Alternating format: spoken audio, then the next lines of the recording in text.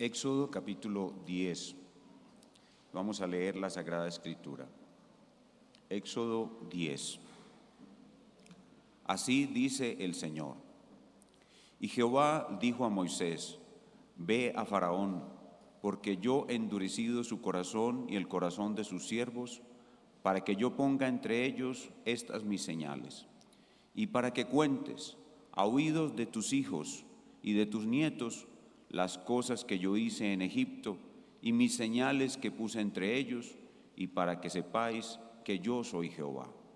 Entonces fueron Moisés y Aarón a Faraón y le dijeron: Jehová, el Dios de los hebreos, ha dicho así: ¿hasta cuándo rehusarás humillarte delante de mí?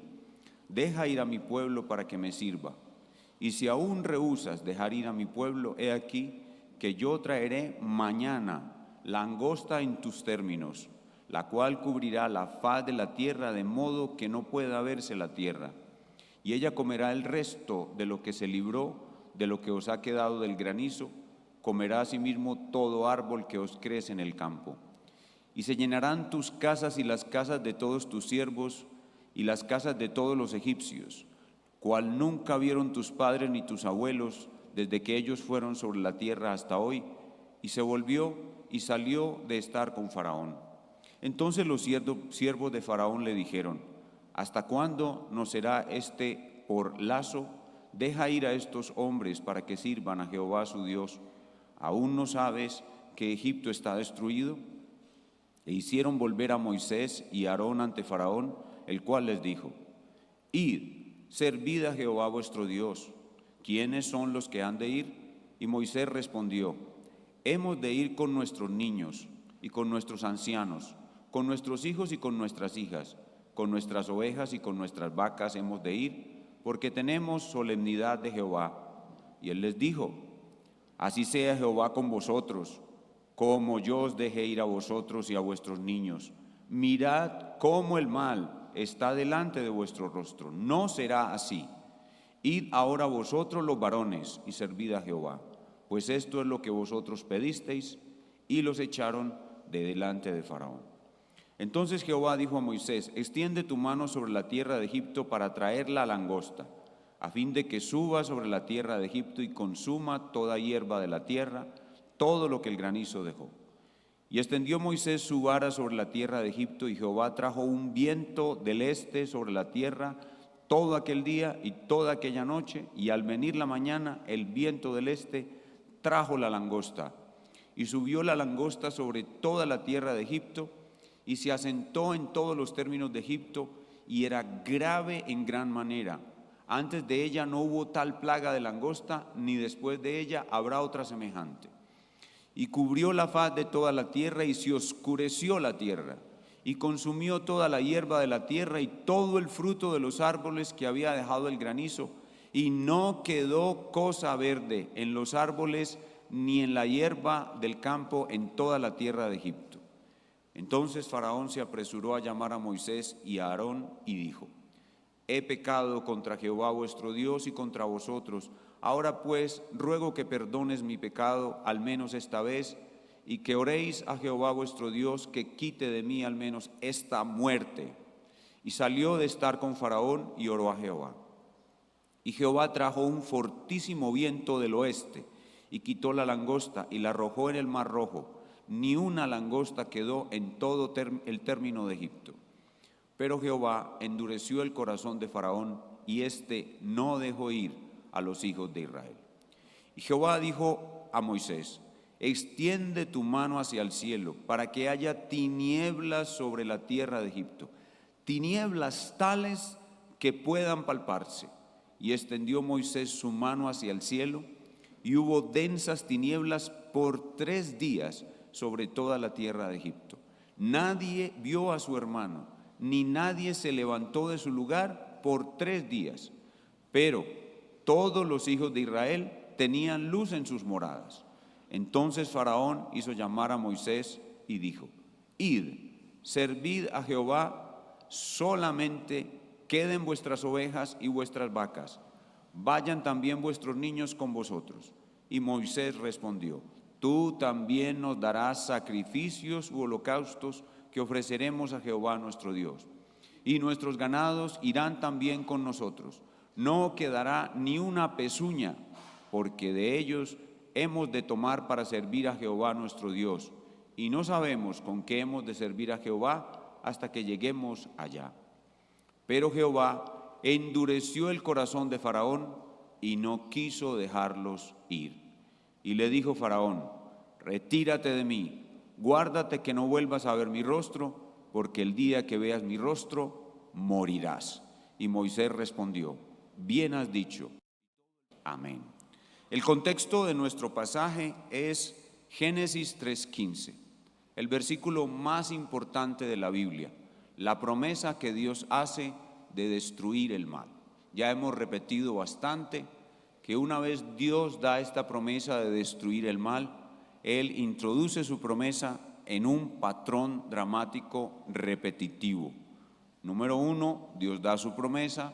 Número 2, Dios pone en peligro su promesa. Y número 3, Dios salva su promesa. Y hemos visto que ya en el libro del Génesis tuvimos muchos episodios de esta saga. Y ahora en el libro del Éxodo estamos en un episodio muy especial. El episodio de esta saga en el libro del Éxodo es un episodio súper dramático. Es más dramático que los anteriores. Y en él aparece algo muy especial, y es la intensificación del drama por medio de 10 plagas. Es muy importante que sepamos que nuestro Dios, Él intensifica el drama para que la salvación que va a producir después de que el drama llegue a su punto más alto sea una salvación mucho más grande y la percepción de su grandeza sea mucho más grande. Intensificar el drama tiene como propósito hacer que su grandeza sea mucho más conocida. Esas 10 intensificaciones en las plagas de Egipto son a su vez juicios de Dios contra los dioses falsos de Egipto y el castigo justo de Dios para los egipcios por haber oprimido a los hebreos. Y cuando el drama llegue a la plaga número 10 y aparezca el rito de la Pascua, todo ese poder desplegado por Dios, todo ese juicio ejecutado por Dios, toda esa fidelidad que Dios ha mostrado a Abraham y las promesas que Él le hizo a Abraham para producir esta primera redención, se habrá configurado uno de los hechos más importantes en la historia de la humanidad, el Éxodo, un hecho que estará hablando por siglos, de una manera muy especial, de otra redención, de una segunda redención que es mucho mayor que el Éxodo, la cruz. La cruz es la segunda redención. Así que este drama súper intensificado busca hablar por siglos de siglos a generaciones y más generaciones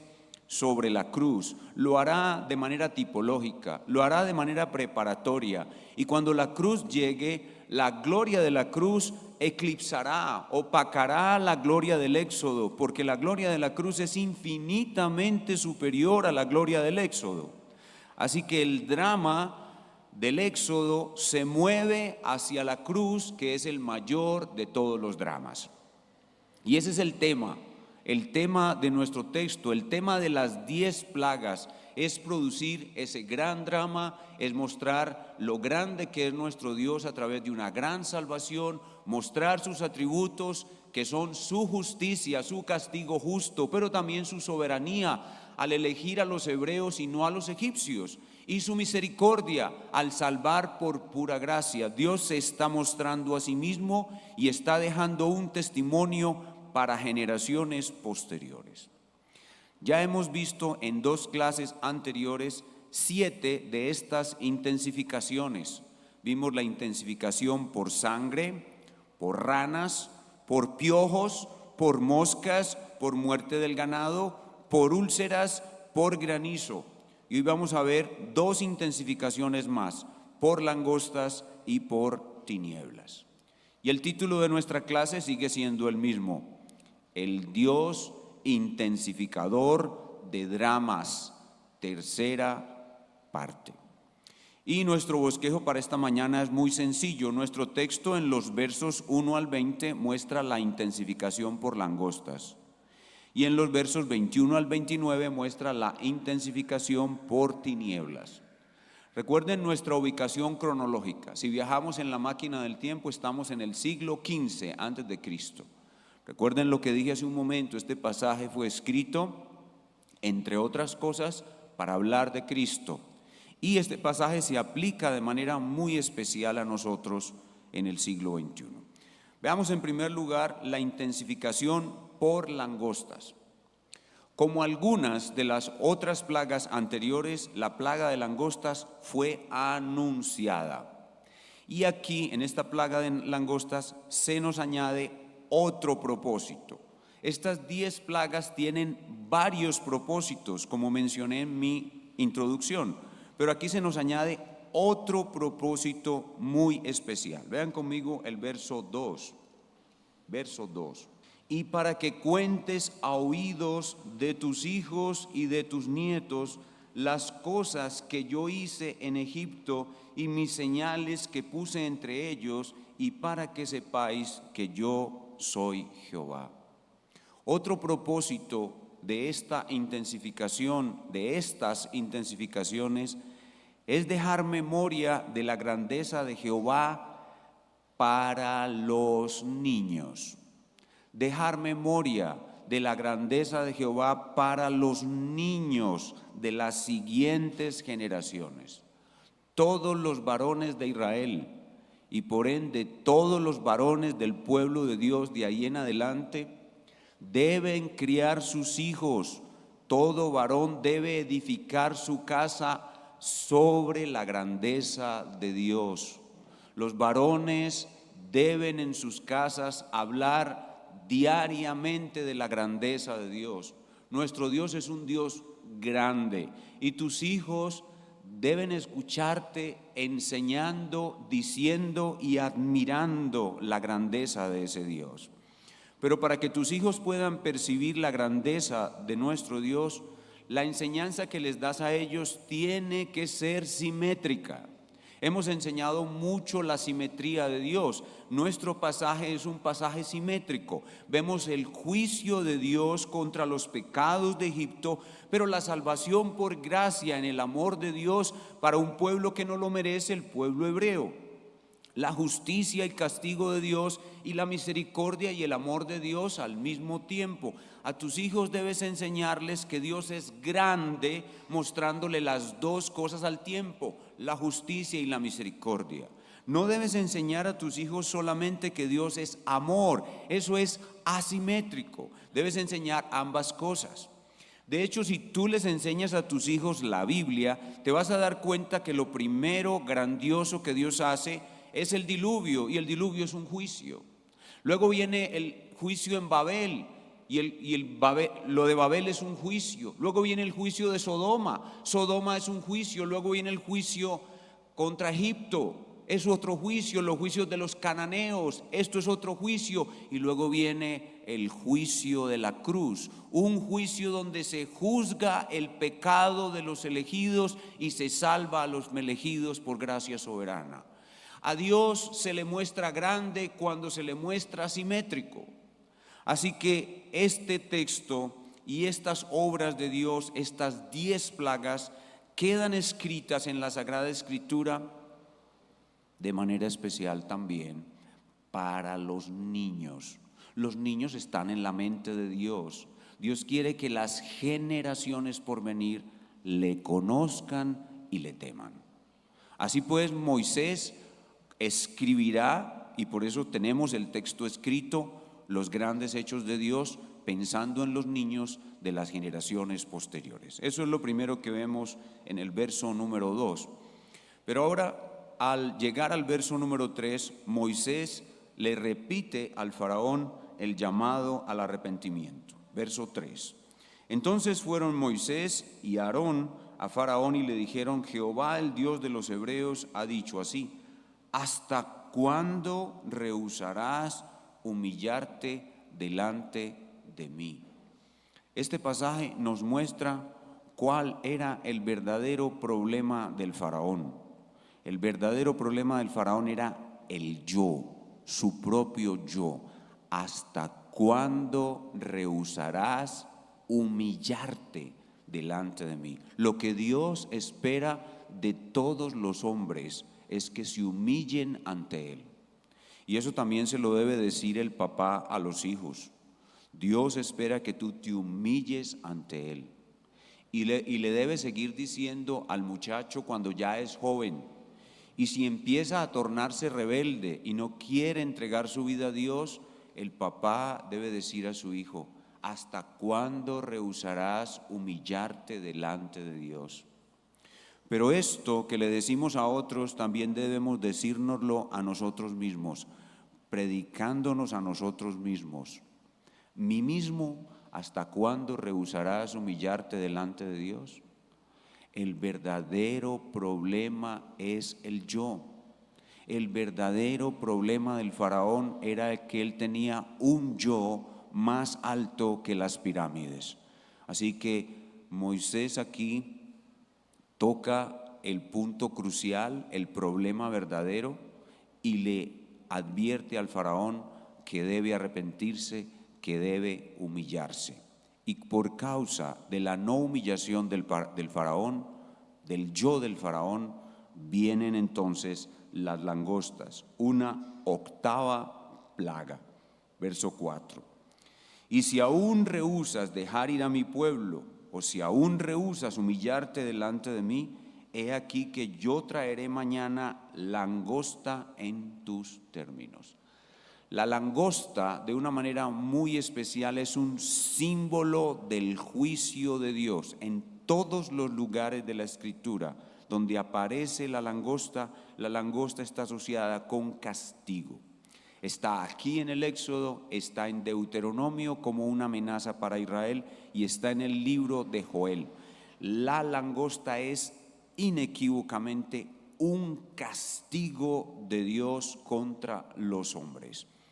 Pero a la vez el ataque, la venida de la plaga de langostas es un ataque a los dioses falsos de Egipto. En este caso hay un dios llamado, o había un dios llamado Anubis, que es un dios con cabeza de chacal. El chacal es una especie de perro salvaje del desierto y supuestamente ese chacal era el guardián de los campos.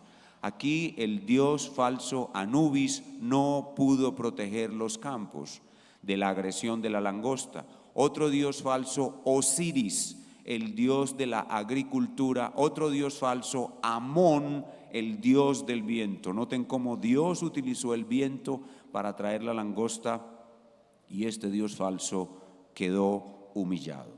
Esta plaga de langosta es la más severa que ha sucedido en la historia de la humanidad. Verso 5. La cual cubrirá la faz de la tierra de modo que no pueda verse la tierra, y ella comerá el resto de lo que se libró, de lo que os ha quedado del granizo, comerá asimismo todo árbol que os crece en el campo. Esta frase, cuando dice no podrá verse la tierra, es lo que mencionábamos en una clase anterior, el regreso al caos inicial. Lo mismo que las tinieblas sobre la faz de la tierra en la siguiente plaga, Dios está regresando la tierra al caos inicial y está poniendo la creación contra el hombre, como en otra sección el Señor dirá que cuando el hombre es pecador, la tierra vomita a sus moradores. Con todo esto, los siervos del faraón ya se consideraban demasiado afectados por la crisis económica y los siervos del faraón le piden al faraón que deje ir a los hebreos. Verso 7. Entonces los siervos del faraón le dijeron: ¿hasta cuándo nos será este por lazo? Deja ir a estos hombres para que sirvan a Jehová su Dios. ¿Aún no sabes que Egipto está destruido? El faraón no los escucha y continúa mostrándose el grave problema del yo. El faraón, digamos que cede un poco pero atención a la presencia del yo una vez más. Faraón cede un poquito, pero aún insiste en que se haga a su manera. ¿Han escuchado esa frase? A mi manera, yo lo hago a mi manera. Vaya usted a su iglesia, adore a su Dios. Yo creo en Dios, pero yo lo adoro a mi manera. Ese es otra vez el enemigo más grande del ser humano, el yo.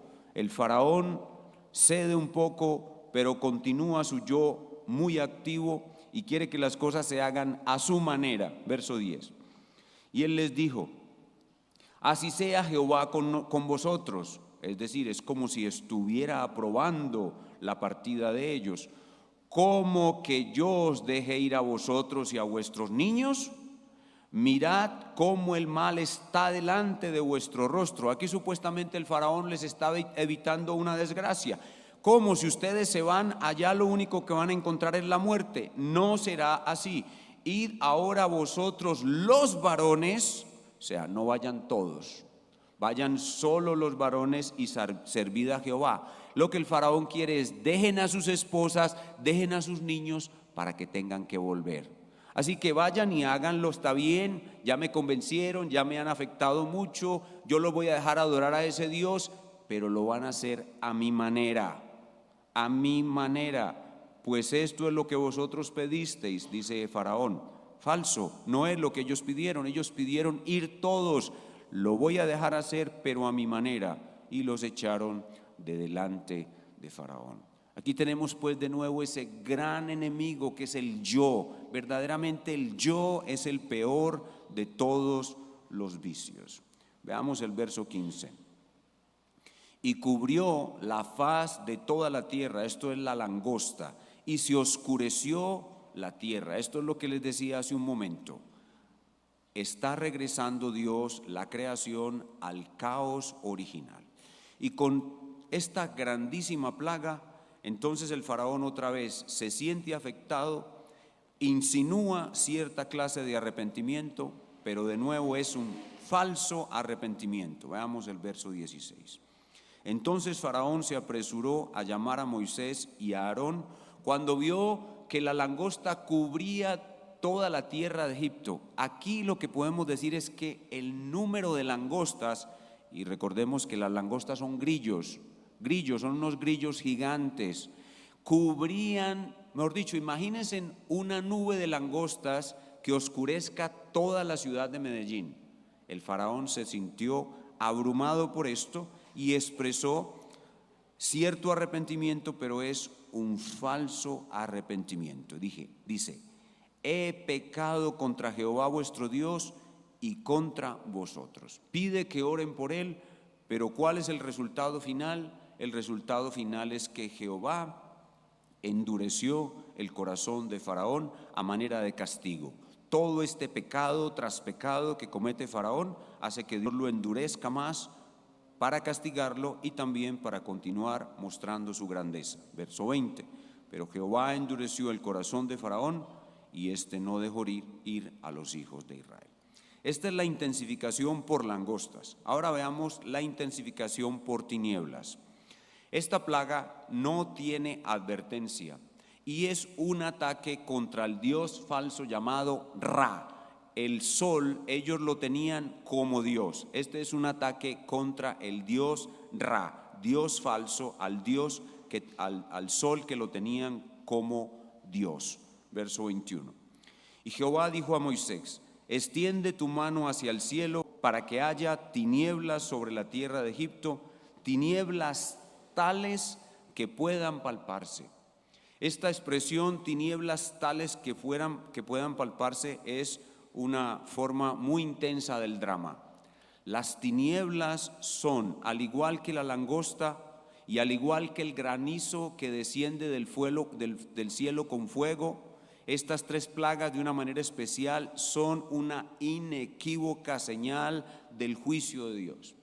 Y aquí vemos que las tinieblas duraron 3 días en absolutas tinieblas. Y si nosotros pensamos en las tinieblas como juicio de Dios durante 3 días, debemos pensar inmediatamente en las tinieblas como juicio de Dios durante 3 horas en la cruz de Cristo. 3 días tinieblas en Egipto como juicio de Dios, 3 horas tinieblas sobre la tierra en el momento en que Cristo estaba muriendo en la cruz. 3 horas por 3 días el juicio de Dios se manifiesta en tinieblas. El infierno es un abismo donde están las más densas y profundas tinieblas, donde las tinieblas se pueden palpar. Es decir, es tan densa la oscuridad, la sensación de estar metido en estas tinieblas es tan horrenda que la sensación que experimentaron los egipcios era que las tinieblas los rozaban, los palpaban. Pero en contraste con estas tinieblas absolutas de juicio, está la discriminación que Dios hace, y aquí es donde vemos la gracia soberana de Dios, la elección de Dios.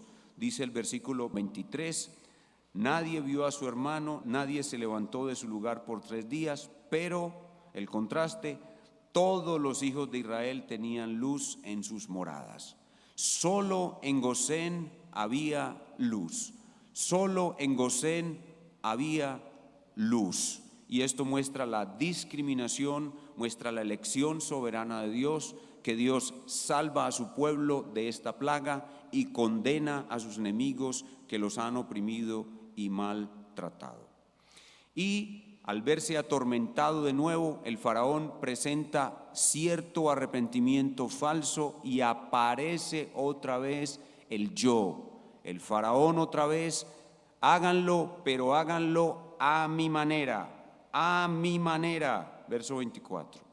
Entonces Faraón hizo llamar a Moisés y dijo, id, servid a Jehová, solamente queden vuestras ovejas y vuestras vacas. Antes no quería dejar ir a los niños, ahora quiere dejar ir a los hombres, pero quiere retener el ganado. Vayan también vuestros niños con vosotros, pero dejen el ganado. De nuevo es para que ellos tengan que volver. Pero Moisés, como buen siervo de Dios, se resiste al a mi manera del faraón y mantiene la voluntad de Dios. La orden de Jehová es que vayamos todos con nuestros niños, nuestras mujeres y nuestro ganado. Y vemos nuevamente que el yo realmente es el más grande enemigo del hombre. El yo es un yo pecaminoso, es el primer Adán que está en nuestro corazón, que se opone a Dios y quiere destruirnos.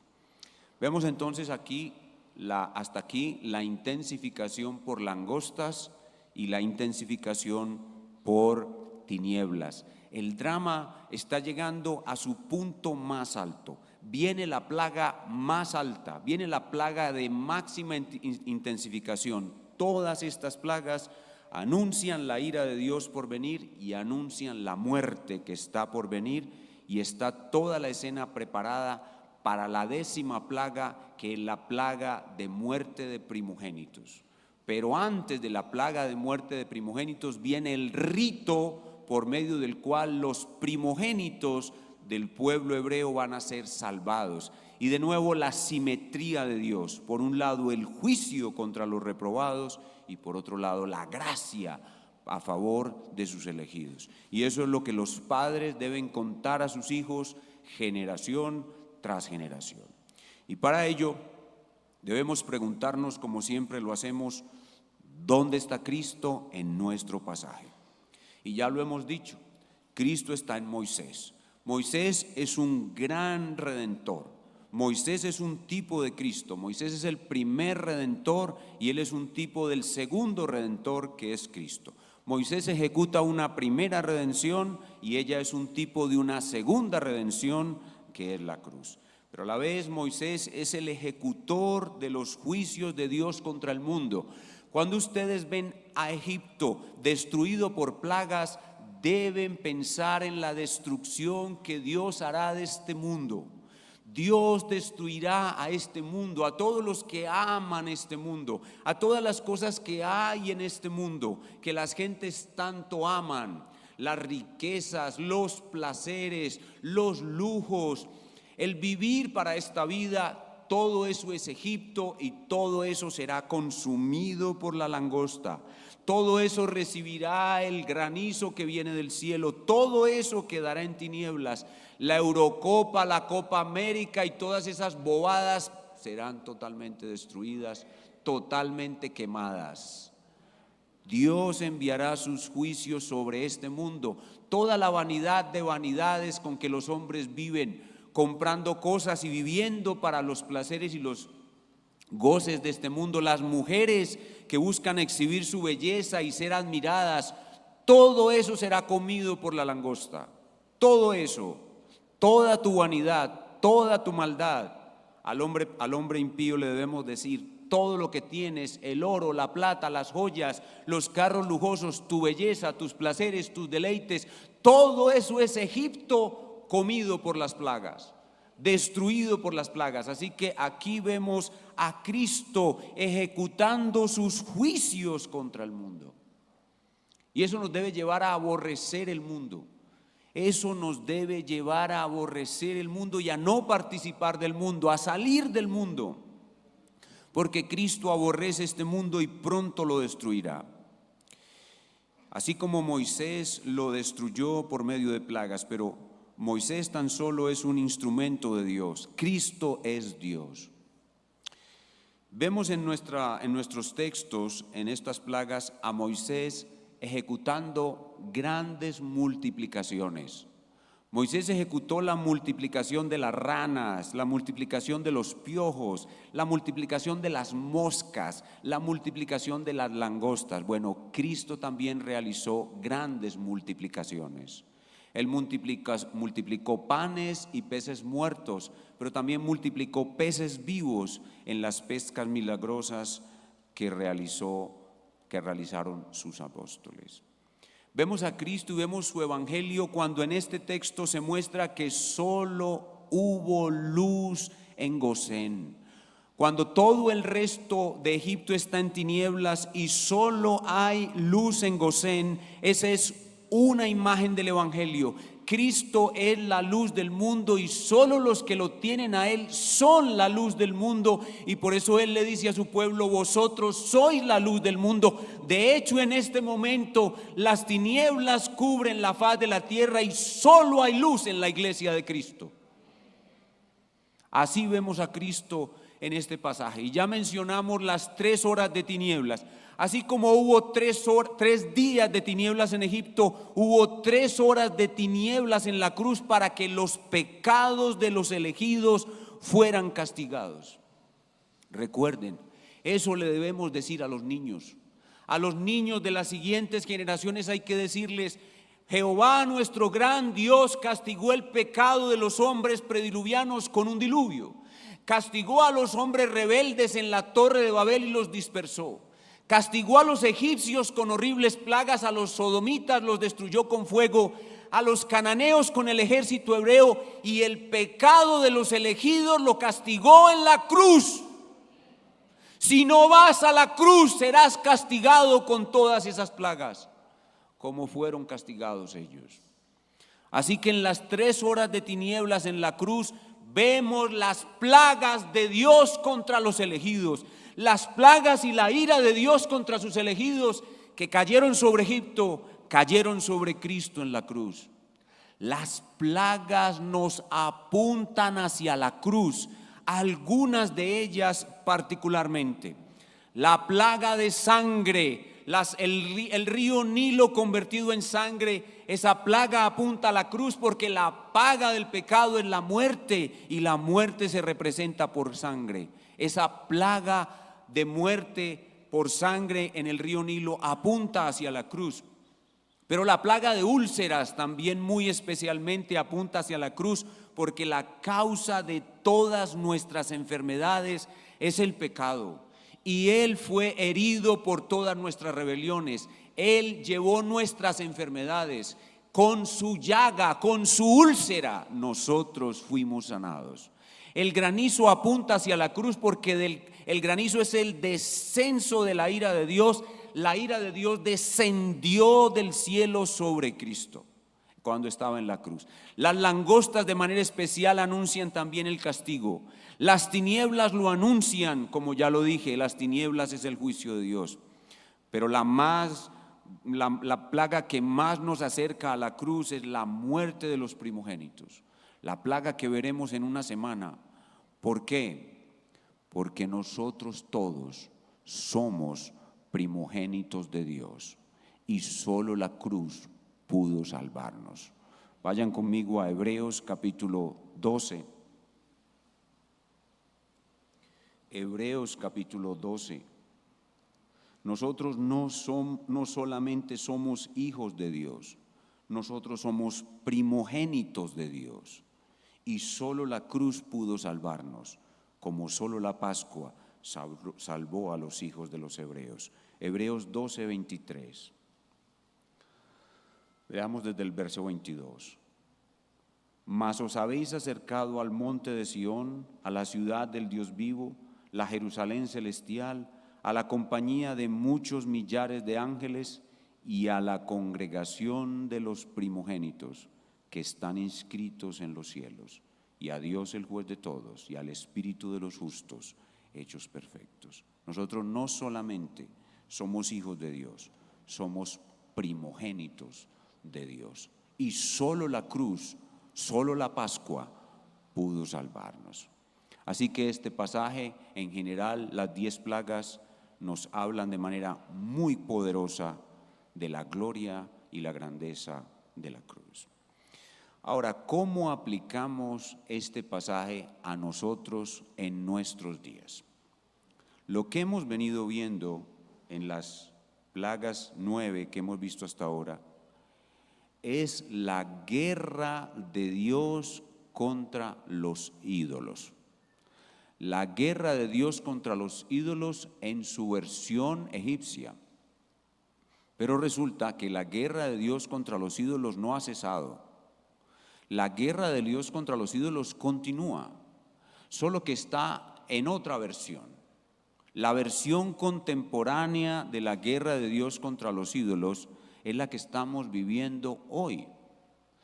Los ídolos que Dios quiere que sean destruidos y que Él está destruyendo son distintos a estos dioses falsos de Egipto. Los grandes ídolos del hombre, los grandes ídolos para nosotros. El apóstol Juan termina su primera carta diciendo: hijitos, guardaos de los ídolos. ¿Cuáles son los ídolos de hoy en día contra los cuales Dios continúa en guerra? Ya mencionamos durante la enseñanza el principal de ellos, el yo. El yo es el principal de todos los ídolos contra los cuales Dios está enviando sus plagas. Y no te das cuenta que muchas veces que Dios te envía una aflicción es porque quiere humillar ese ídolo de tu yo que tienes en tu corazón. Dios lucha hoy y envía sus plagas contra el ídolo del yo, contra el ídolo de la mundanalidad, contra el amor desordenado a las criaturas. Solemos amar a las criaturas idolátricamente y Dios actúa para atacar esos ídolos y llevarnos a nosotros a la guerra contra los ídolos del día de hoy, la guerra contemporánea contra los ídolos. El ídolo del mundo, el ídolo del amor desordenado a las criaturas, pero sin duda alguna, el ídolo más poderoso contra el cual Dios está en guerra, y tú y yo debemos estar en guerra también, es nuestro propio yo. El versículo 3 en su segunda parte deberíamos predicárnoslo a nosotros mismos constantemente. ¿Hasta cuándo rehusarás humillarte delante de mí? Humillarnos delante de Dios es morir a nuestro propio yo. Pero nosotros muchas veces no estamos totalmente conscientes de cómo este ídolo nos gana la batalla. Toda forma de desobediencia, cuando tú te rehusas a obedecer algún mandamiento de Dios, el ídolo del yo está detrás de toda forma de desobediencia. Cuando tú desobedeces cualquier mandamiento de Dios, cuando haces tu voluntad y no la voluntad de Dios, el ídolo del yo te ha ganado la batalla. Pero también el ídolo del yo te gana la batalla cuando eres muy sensible a las ofensas de otras personas. Cuando alguien te ofende y eres demasiado sensible a las ofensas de otros. Cuando alguien te critica y eres demasiado sensible a las críticas de otros. Cuando alguien no te saluda, cuando alguien te menosprecia, cuando alguien hace algo que te ofende y te sientes muy afectado, el yo te está ganando la batalla. Las personas, los cristianos que son muy sensibles, son muy maduros, muy maduros. Deciden no volver a la iglesia simplemente porque tuvieron un pequeño inconveniente con un hermano. Entonces ya es tiempo de cambiar de iglesia. Tuvieron un pequeño inconveniente con un hermano o con un pastor, con uno de los pastores. Entonces tal vez esta es una señal, Señor, de que tengo que cambiar de iglesia. En vez de enfrentar el problema bíblicamente, dialogar con la persona con que tiene el problema, decide irse para otra iglesia porque no quiere enfrentar ese problema. Esa clase de sensibilidad es el yo, el ídolo del yo derrotándote. Pero cuando estás haciendo algo para Dios, tú estás haciendo algo para servir a Dios y lo que estás haciendo es, entre comillas, un fracaso. Cuando fracasas en algo y te sientes abatido, totalmente abatido, ya no quieres volver a la iglesia porque lo que estabas haciendo no salió como querías y tu servicio a Dios parece que fue un fracaso. Cuando estás demasiado herido por una frustración, entonces es porque tu yo te está ganando la batalla. Cuando dices algo y quieres que ese algo sea tenido en cuenta y no se toma en cuenta lo que dices y te sientes tan herido, tan ofendido porque no hicieron lo que tú dijiste que se hiciera, el yo te está ganando la batalla.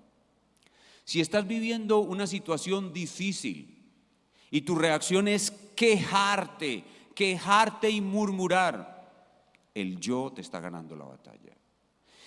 Si estás esperando que algo suceda y te impacientas cuando cometes el pecado de no esperar, el yo te está ganando la batalla. Cuando pierdes el primer amor, te sientes desanimado, decaído espiritualmente, está experimentando un enfriamiento espiritual, no le dan ganas de venir a la iglesia, viene manejando en el piloto automático pero no quiere venir. El enfriamiento espiritual, lo más seguro es que hay un tesoro distinto a Cristo en su corazón y ese tesoro probablemente es el yo. Detrás del enfriamiento espiritual está el yo. Alguien te ha ofendido y te parece imposible perdonar. Cuando tenemos una capacidad muy grande de perdonar, es porque el yo, el gran ídolo de tu Egipto, te está ganando la batalla. Cuando los esposos se ofenden y no son capaces de perdonarse, sino que en el librito le van llevando la cuenta al otro. Usted me hizo esto tal día, tal hora, y ahí lo apuntan en el librito. Eso es el yo, el gran ídolo de Egipto que te está ganando la batalla. Cuando no puedes sujetarte a la autoridad delegada, no te puedes sujetar a los pastores, al jefe, al gobierno. La falta de sujeción a la autoridad es que el yo te está ganando la batalla. Cuando alguien hace algo que te irrita, pero esta persona ¿cómo puede ser así de estúpida? Y te irritas por la torpeza de otro y te sientes irritado muy fácilmente. Cuando eres muy irritable es porque tienes mucho yo. Bienaventurados los pobres en espíritu, porque de ellos es el reino de los cielos. Cuando eres demasiado irritable, cuando te llenas de ira fácilmente, cuando cualquier inconveniente te saca de casillas. Estás caminando por un pasillo, Tropiezas con alguien, inmediatamente te sientes tan ofendido, tan abrumado, tan molesto, simplemente porque alguien te pisó, te tropezó, te irritas tan fácilmente, es porque tu yo es un faraón. Cuando estás reclamando todo el tiempo tu dignidad, es que usted no sabe quién soy yo. El faraón que llevas por dentro te está ganando la batalla. Así que la guerra de Dios contra los ídolos no ha acabado. La guerra de Dios contra los ídolos continúa en tu corazón. Ahí está.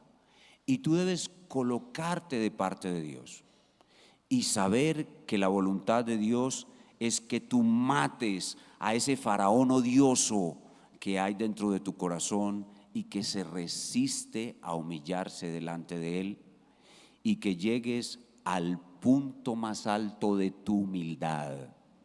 Jesús dice: aprendan de mí, que soy manso y humilde de corazón, y hallarán descanso para sus almas. Hermanos, la iglesia está viniendo a la reforma, pero no está avanzando hacia la madurez. El faraón la está derrotando. Inclinemos nuestro rostro. Espíritu Santo del Dios Trino, gracias por hablarnos esta mañana y llevarnos a la vida interior más profunda. Gracias por llevarnos a Cristo a través de las 10 plagas, y gracias por mostrarnos el horrible faraón que tenemos por dentro. Danos la sabiduría que necesitamos para atormentarlo con plagas y destruirlo. Permítenos pelear del lado tuyo en esta guerra contra los ídolos, especialmente contra el ídolo abominable del yo. Líbranos del egocentrismo que todavía tenemos y haznos sabios para alcanzar la humildad. Bienaventurados los pobres en espíritu, porque de ellos es el reino de los cielos. También te oramos por nuestros niños, porque ellos han escuchado de tus grandezas y de tu guerra contra los ídolos, para que ellos se arrepientan y crean y forman parte del ejército de Dios. Te lo pedimos en el nombre de Cristo. Amén.